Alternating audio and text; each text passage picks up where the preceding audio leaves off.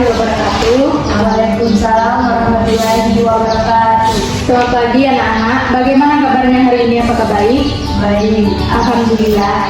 Sebelum mengawali kegiatan kita belajar, ada baiknya kita berdoa di dalam hati. Berdoa dimulai. Selesai. Sekarang ibu absen terlebih dahulu ya. Ya.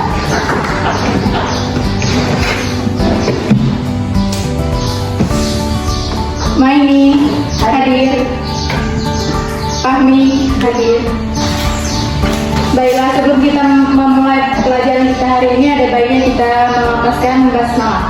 Bismillahirrahmanirrahim. Baik, kita akan melanjutkan materi kita yang selanjutnya ya, yang berjudul ilmu al-jar wa ta'dil. Di sini ada yang tahu belum apa itu ilmu al-jar wa ta'dil? Tunggu. Baiklah, sini Ibu akan menjelaskan materi kita ini, yaitu ilmu al-jar wa ta'dil.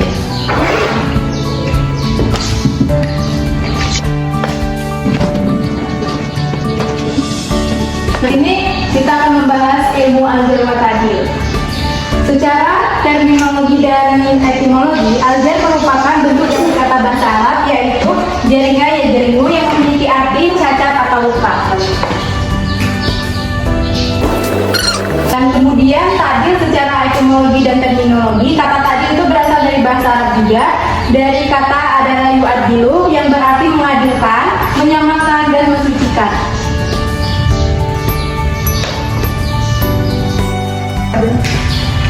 Sedangkan ilmu al-jar wa ta'dil ini merupakan ilmu yang membahas tentang kecacatan dan keadilan hadis. Al-jar wa ta'dil ini tidak dapat dipisahkan karena mereka sangat penting dalam mempelajari ilmu-ilmu hadis. Mereka menilai seorang perawi menggunakan kata-kata yang khusus. Di sini ada yang tahu nggak apa itu perawi? Meriwayatkan hadis atau menyampaikan hadis dari yang satu ke yang lainnya. Baiklah, kemudian kita akan membahas urgensi dan kegunaan al-jar wa ta'dil. Urgensi dan kegunaan al-jar wa ta'dil ini, urgensi ilmu al-jar wa ta'dil dianjurkan oleh para ulama dan tidak menganggapnya sebagai perbuatan riba dan terlarang. Alasannya kenapa? Itu menjaga syariat, bukannya untuk mencela manusia sama manusia. Itu tadi urgensinya untuk menjaga syariat. Dan kemudian kita akan membahas manfaat ilmu al-jar wa ta'dil. Manfaatnya,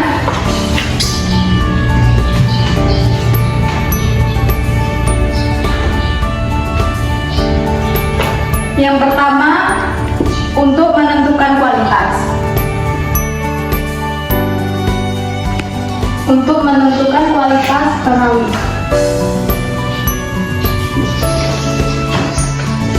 Yang kedua, untuk mempelajari ada kaidah dalam hadis untuk mengetahui syarat-syarat perawi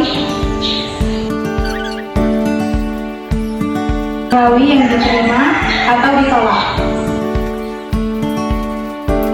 Kemudian untuk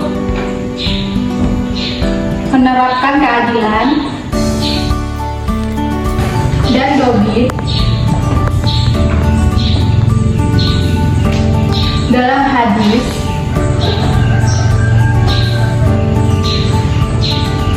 Nah, ini tadi manfaat dari al-jar wa ta'dil untuk menentukan kualitas perawi dan nilai-nilai hadisnya. Kemudian untuk mempelajari kaidah-kaidah dalam hadis untuk mengetahui syarat-syarat perawi yang diterima atau ditolak. Dan yang ketiga, untuk menerapkan keadilan dan dobi dalam hadis. Ini tadi yang manfaatnya, dan yang urgensi dan kegunaannya ini tadi untuk menjaga syariat.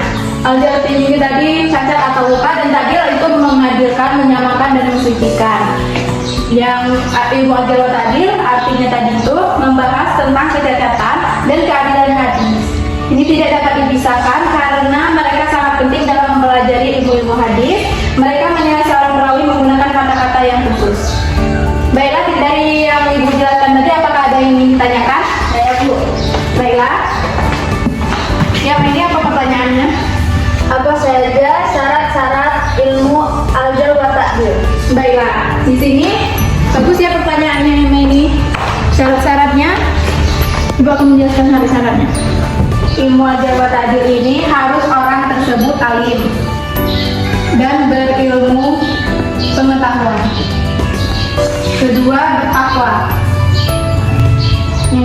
ketiga, jujur. Keempat, mengetahui sebab-sebab mentakdirkan dan untuk menjadikan. Nah, ini tadi yang ini syarat-syaratnya harus orang tersebut alim. Alim di sini maksudnya berilmu pengetahuan, bertakwa, jujur, dan mengetahui sebab-sebab untuk mentakdirkan dan untuk mentajrikan. Baiklah, itu tadi jawabannya. Ini ada lagi yang ingin ditanyakan sebelum melanjutkan ke materi yang kedua? Tidak ada lagi. Berarti Ibu Angga sudah paham ya? Ya, Bu. Kita lanjut ke materi yang kedua. Materi yang selanjutnya itu di sejarah hidup 6 tokoh hadis dan pengenalan kitab-kitab hadisnya. Di sini ada yang tahu apa itu kutubus sittah? Saya, Bu. Apa Mei? Artinya 6 kitab. Ya, bentar ya Mei, udah ada yang tahu di sini ya.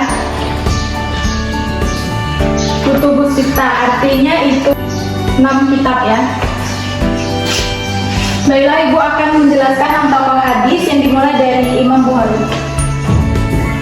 Nama lengkap Imam Bukhari ini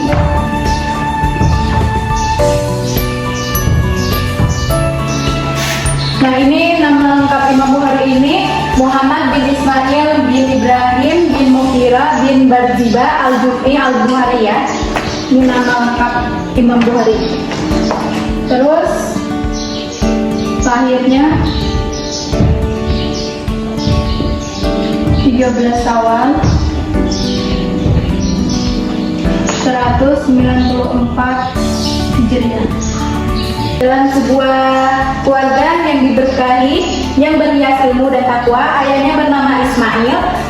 Salah satu kitab sahihnya bernama Imam Bukhari ini Al-Jami' As-Sahih. Sebenarnya ada banyak, tapi kita jelaskan yang satu aja ya. Kalau dijelaskan semua nanti panjang, nggak selesai materi kita.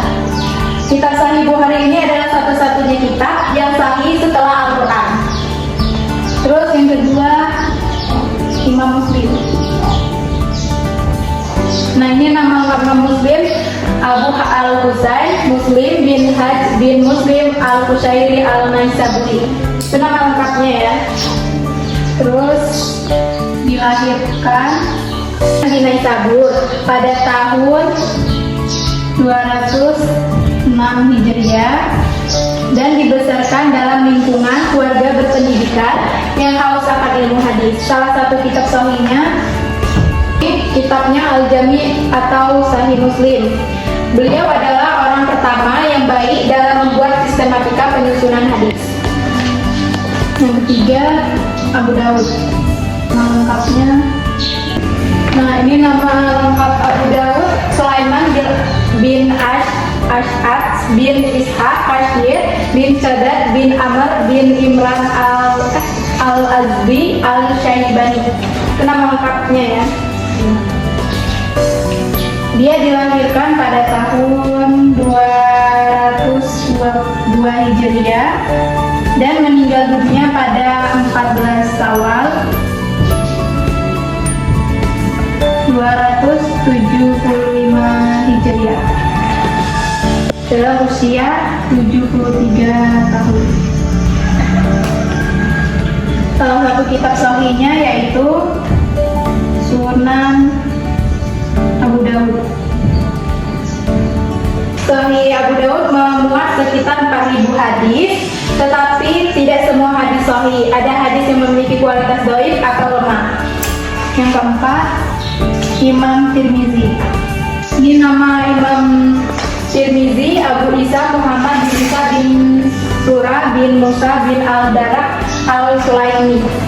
Dia dilahirkan pada tahun 209 Hijriah dan meninggal pada malam Selasa 13 Rajab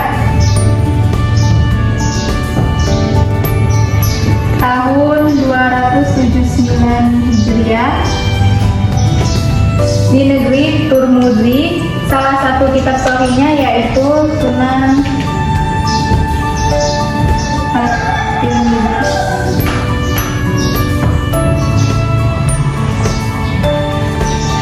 Beliau dikenal sebagai seorang ahli ilmu fikih yang sangat baik.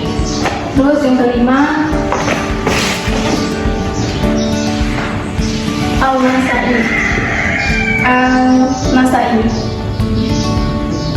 Nah ini yang kelima Al-Nasai. Nama lengkapnya Abu Abdul Ar-Rahman Ahmad bin Su'aib bin Ali bin Bahar bin Sinan Al-Nasai. Dia dilahirkan pada tahun 225 Hijriah dan wafatnya 303 Hijriah di Mekah. Nama kitabnya Al-Sunan Al-Subra. Kitab ini bermuatan hadis sahih, hasan, dhaif, tetap yang dhaif, jumlahnya relatif sedikit. Terus yang keenam Ibnu Majah.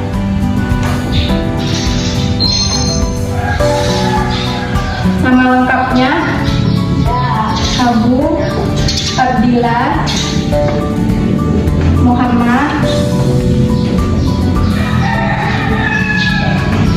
bin Yazid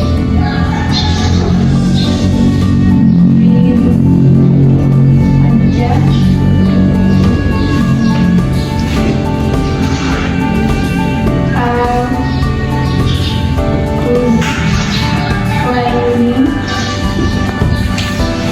lahir pada tahun 207 Hijriah, wafatnya 275 Hijriah pada usia 67 tahun.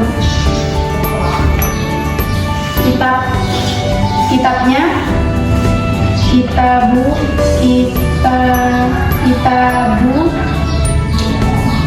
Al-Sunan. Salah satu kitabnya ialah Sunan Ibnu Majah. Kitab Sunan Ibnu Majah termasuk dalam kutubus sita karena kualitas, status, dan kedudukannya sebagai salah satu kitab hadis yang paling banyak dijadikan pedoman di kalangan umat Islam. Baiklah, sekian yang dapat Ibu jelaskan. Sebelum Ibu mengakhiri pembelajaran kita hari ini, apakah ada yang ingin ditanyakan? Saya, Bu. Baiklah, apa pertanyaannya? Siapakah 6 tokoh terkemuka dalam bidang ilmu hadis yang banyak diakui dan dihormati dalam tradisi Islam? Baiklah, pertanyaan yang sangat bagus ya. 6 tokoh terkemuka dalam bidang ilmu hadis yang sering dikaji dan dihormati dalam tradisi Islam antara lain Imam Bukhari, Imam Muslim, Ibnu Majah, Abu Daud, At-Tirmidzi, dan Imam Malik. Mereka adalah ulama hadis yang berkontribusi besar dalam pengumpulan, penelitian, dan kodifikasi hadis serta memiliki koleksi hadis yang dihormati dalam dunia Islam. Ada lagi selain itu yang ditanyakan yang belum paham sebelum Ibu mengakhiri pembelajaran kita hari ini? Sudah paham. Baiklah, jika tidak ada lagi, kita tutup pembelajaran kita hari ini dengan melafazkan Alhamdulillahirabbil alamin. Semoga yang kita pelajari hari ini bisa bermanfaat. Amin. Ibu akhiri ya. Wassalamualaikum warahmatullahi wabarakatuh.